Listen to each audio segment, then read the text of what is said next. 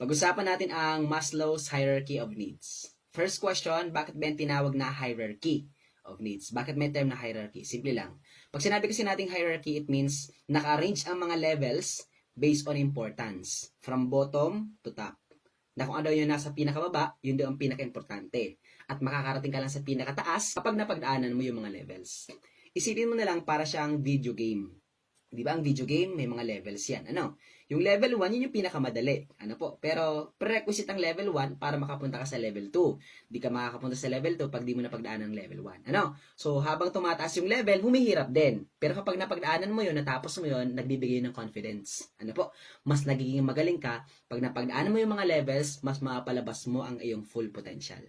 First one is body needs. Well, body needs or the physiological needs is considered the most important level in the Maslow's hierarchy of needs. Pero question, hindi ka ba nagtataka?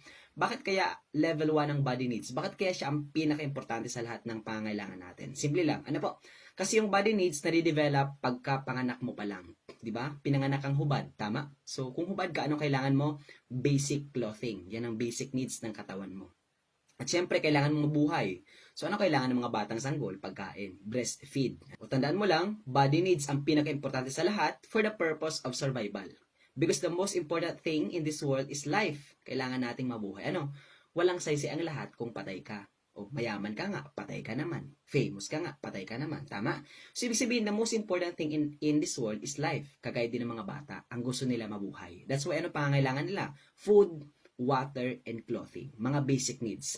That is the most important in life is to sustain your life. O kapag nabigay mo na sa mga bata yung body needs niya, nabibigay mo ng pagkain, ng food, ng water, and clothing, ang sunod naman ay the child wants to be safe. Kaya dito na mapasok ang second level, safety needs. Pero question, hindi ka ba nagtataka? Bakit after ng body needs, is safety needs kaagad ang gusto ng mga bata, ang pangangailangan ng bata? Simple lang.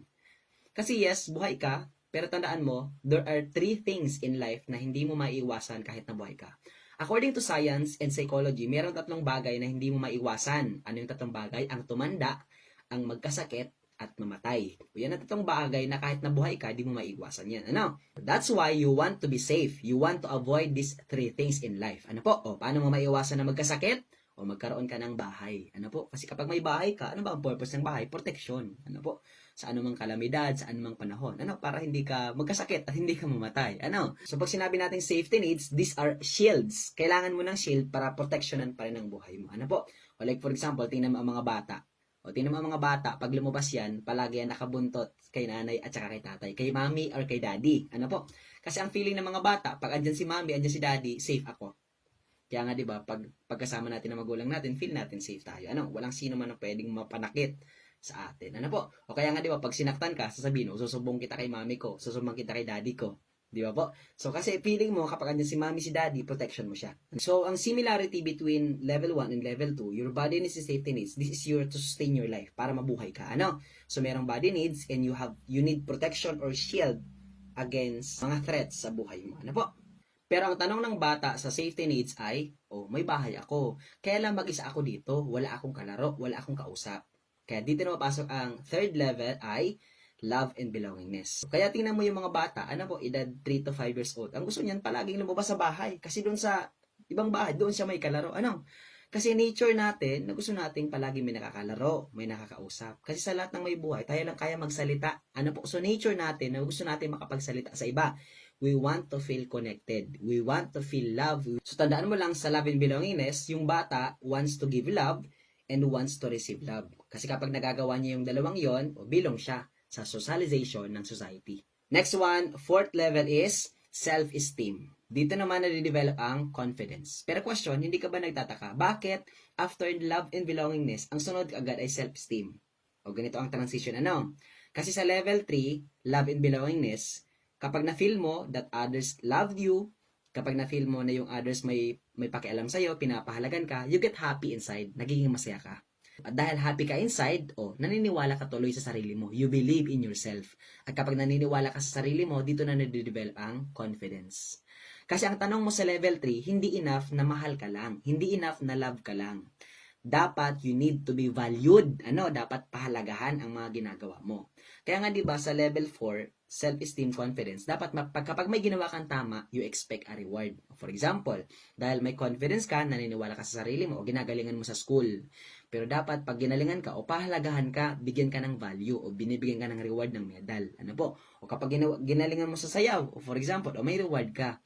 Kasi kapag binigyan ka ng reward, pinahalagahan ka, nakakatulong yon para ma-build ang confidence. Ang tawag doon ay self-esteem. So, ibig sabihin, sa level 4, hindi enough na mahal ka lang. Dapat you are valued. Dapat pinapahalagan ka. Anong mga ginagawa mo, dapat may kapalit yon. At kapag may kapalit yon, pinahalagahan ka, tig-value ka, nade-develop doon ang confidence mo. O kagaya sa relasyon, mahal ka nga, pinapahalagahan ka ba? Next one. Ang pinaka-goal natin mga teacher ay mapalabas ang full potential ng mga bata. Kaya dito na mapasok ang 5th level, the last level, which ang tinatawag natin na self-actualization. O pag sinabi natin self-actualization, mapalabas mo ang full potential ng bata. Best version of themselves. Siguro lahat naman tayo gusto mo palabas ang full potential natin, tama? So, ibig sabihin sa self-actualization, dito yung highest level na gusto natin mapalabas ang best version ng sarili natin. Kasi kapag napalabas mo ang full potential mo, nabuo ka. Meron kang knowledge, may skills, may attitude, may head, may heart, may hand, may cognitive, may affective, may psychomotor. Pag buo ka, ang sunod niyan, dito mo na kayang tumulong sa ibang mga tao. Kasi tandaan mo, yung Maslow's hierarchy of needs, nakafocus lang yan sa sarili mo. Binubuo mo doon ang sarili mo. At para mabuo mo ang sarili mo, may mga pangailangan ka. Ano po? Pero kapag napalabas mo ang full potential mo hanggang self-actualization, pag buo ka na, pwede ka nang tumulong sa ibang tao, learning to live together na ang tawag doon. Gets ba yung teachers? Okay, sige. I-recap ko lang yung mga sinabi ko sa Maslow's hierarchy of needs. First one, tinawag siyang hierarchy kasi arrangement siya based on the level of importance. From bottom to top. Na yung pinakamababa sa hierarchy, di ba, sa triangle, parang triangle. Yung pinakamababa, yun yung pinaka-importante. Ano? Pero kailangan mo pagdaanan lahat ng mga level hanggang sa pumunta ka sa pinakamataas na level. Ano po? So, yung pinakaunang level is the body needs or the physiological needs. O yan ang pinakaunang level kasi nade-develop yan pagkapanganak mo pa lang. Kasi sabi ko nga, pinanganak kang hubad. So, anong kailangan mo? Damit. Ano po? Pag may damit ka nang, sunod, kailangan mo kumain. Breastfeed. Ano po? So, simple lang, kasi for the purpose of survival. Kasi ang pinaka-importante sa atin is mabuhay. Walang silbi ang lahat kung patay ka.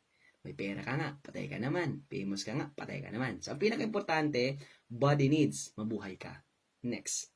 Kaya lang, kahit na may buhay ka, mayroong 3 bagay na hindi mo kayang maiwasan. Ang tumanda, ang magkasakit, at mamatay. Therefore, kailangan mo ng safety needs na magpo-protection sa'yo. Ano po? So, safety needs, kasama din ng school, kasama dyan ng home, di ba? So, ano bang magpo-protection sa'yo? Bahay. Kasi kapag may bahay ka, pwede ka makaiwas sa sakit. Ano? At hindi ka basta-basta mamamatay. Ano? Safety needs. Tapos yung mga bata, pansin mo, di ba, yung mga batang maliliit, palagi yan nakabuntot sa mga magulang nila. Ano po? So, kasi feeling nila, pag andyan yung mommy, daddy, shield yan, protektado sila. Hindi sila pwedeng basta-basta na lang saktan, po, ng ibang mga tao. So, they feel that they are safe. Ano po? Kaya lang, ang tanong ng bata, safety needs, safe ako, may bahay ako. Pero, mag-isa lang ako. Because I want to get connected. I want to have a relationship with others. Kasi, natural sa atin na maghanap tayo ng mga kausap, ng mga kalaro. Kaya nga, di ba mga bata, gustong palaging umalis sa bahay, pumunta sa ibang bahay, makipaglaro. Because dito na papasok ang 3rd level, love and belongingness.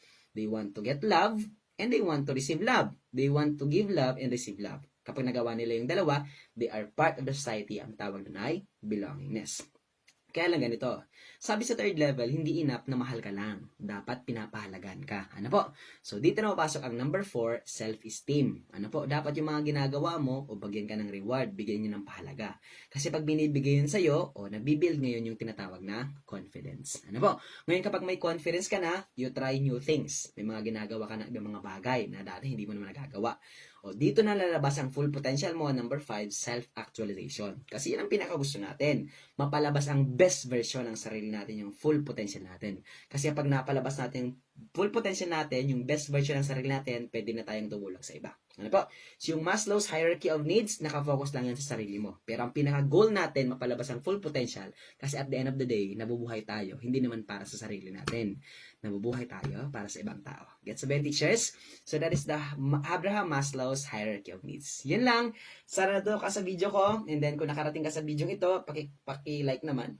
Paki-share. Malaking tulong na rin niya kay Sir Nestor. At paki-comment naman kung taga saan ka. Kung baguhan ka sa page ko para alam ko kung hanggang saan ang na-reach ng video ito. Yun lang. Thank you very much everyone. And God bless. Bye-bye. Yeah.